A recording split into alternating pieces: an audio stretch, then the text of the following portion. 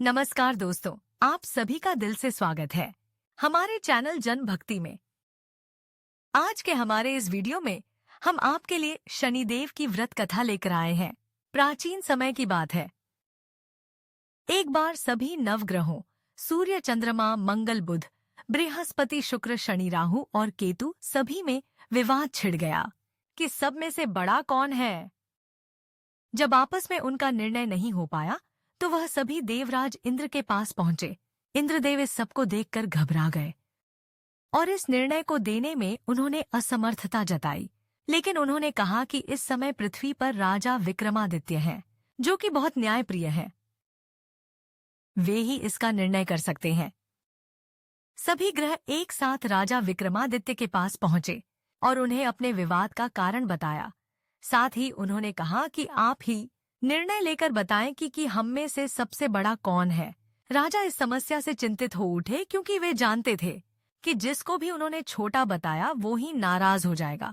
तब राजा को एक उपाय सूझा और उन्होंने स्वर्ण, रजत, कांसा, पीतल, सीसा, रंगवा, जस्ता, अभ्रक और लोहा, इन सभी से 9 सिंहासन बनवाए और उन्हें इसी क्रम में रख दिया। फिर उन्होंने सबसे निवेदन किया कि आप सभी अपने सिंहासन को ग्रहण करें। जो अंत में सिंहासन पर बैठेगा वही सबसे छोटा होगा। और इसके अनुसार लोहे का सिंहासन बाद में होने के कारण शनिदेव सबसे बाद में बैठे और वही सबसे छोटे कहलाए। और शनिदेव ने सोचा कि राजा ने यह जानबूझकर किया है। उन्होंने नाराज होकर राजा से कहा, राजा, तू मुझे नहीं जानता। सूर्य 1 राशि में 1 महीना, चंद्रमा 2.25 महीना, 2 दिन, मंगल 1.5 महीना, बृहस्पति 13 महीने और बुध और शुक्र 1-1 महीने में विचरण करते हैं। परंतु मैं 2.5 से 7.5 साल तक रहता हूँ। बड़े बड़ों का मैंने विनाश किया है। श्री राम की 7.5 आने पर उन्हें वनवास हो गया और रावण की 7.5 आने पर उसकी लंका को बंदरों की सेना से परास्त होना पड़ा। और अब तुम भी मुझसे सावधान रहना। ऐसा कहकर नाराज हुए शनिदेव वहां से चले गए। कुछ समय बाद राजा की 7.5 आई। तब शनिदेव घोड़े के सौदागर बनकर उसके राज्य पर पहुंचे। उनके पास कई बढ़िया घोड़े थे। राजा ने जब यह समाचार सुना तो उसने अपने अश्वपाल को अच्छे घोड़े खरीदने की आज्ञा दी। राजा के अश्वपाल ने कई अच्छे घोड़े खरीदे और एक सर्वोत्तम घोड़े को राजा की सवारी के लिए रख दिया। और जैसे ही राजा उस घोड़े पर बैठा, वह घोड़ा सरपट वन की ओर भाग पड़ा। वन में पहुंचकर वह अंतर्धान हो गया और राजा भूखा प्यासा भटकता रहा। और तब एक ग्वाले ने राजा को पानी पिलाया। राजा ने प्रसन्न होकर उसे अपनी अंगूठी दे दी और अंगूठी को देखकर राजा नगर की ओर चल पड़ा। वहां उसने अपना नाम उज्जैन का एक निवासी ने बताया। वहां एक सेठ की दुकान पर जाकर राजा ने पानी पिया और कुछ आराम भी किया। और भाग्यवश उस दिन सेठ की बहुत बिक्री हुई। सेठ ने उसे बहुत भाग्यशाली समझा और उसे खाना खिलाने अपनी सा घर ले आया। जब राजा सेठ के यहाँ एक कमरे में बैठा था तो उसने देखा खूंटी पर एक हार टंगा है और उस हार को खूंटी निगल रही है। थोड़ी ही देर में पूरा हार गायब हो गया। जब सेठ आया तो उसने देखा कि हार गायब है। उसने समझा कि इसी ने उसे छुड़ाया है और उस राज्य के राजा ने भी उसे चोर समझकर उसके हाथ पैर कटवा दिए और उसे नगर के बाहर फेंकवा दिया। वहां से एक तेली में चल रहा था जिसे दया आई और उसने उसे अपनी गाड़ी में बिठा लिया और फिर वह मुंह से आवाज करके बैलों को हाँकने लगा। उस समय राजा की शनि की दशा समाप्त हो गई। वर्षा काल आने पर वह मल्हार गाने लगा। तब वह जिस नगर में था वहां की राजकुमारी को उसका गाना बेहद पसंद आया है कि उसने प्रण कर लिया कि उस राग गाने वाले के साथ ही विवाह करेगी। उसने अपनी दासी को उसे ढूंढने भेजा। दासी ने बताया कि वह एक ऐसा आदमी है जिसके हाथ पैर नहीं है, परंतु राजकुमारी नहीं मानी।